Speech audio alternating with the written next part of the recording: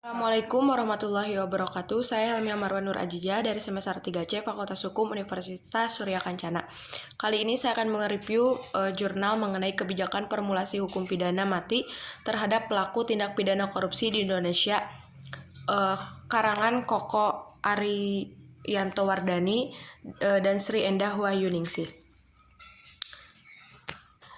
Kebijakan formulasi hukum pidana mati terhadap pelaku tindak pidana korupsi di Indonesia saat ini diterapkan dalam Pasal 2 Ayat 2 Undang-Undang Nomor 31 Tahun 1999 tentang Pemberantasan Tindak Pidana Korupsi yang telah diubah dan tercantum dalam Pasal 1 Ayat 1 Undang-Undang Nomor 20 Tahun 2001.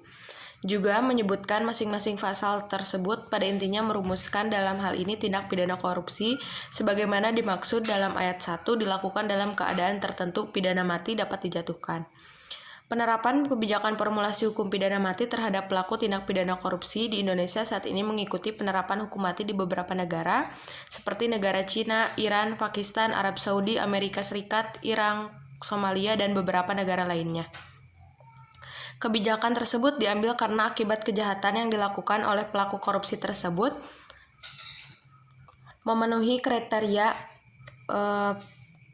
tindak kejahatan korupsi tersebut.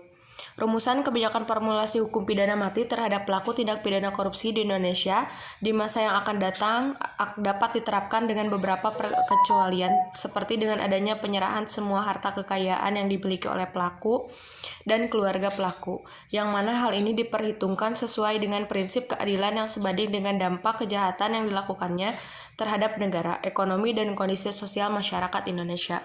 Mungkin itu yang dapat saya sampaikan. Wassalamualaikum warahmatullahi wabarakatuh.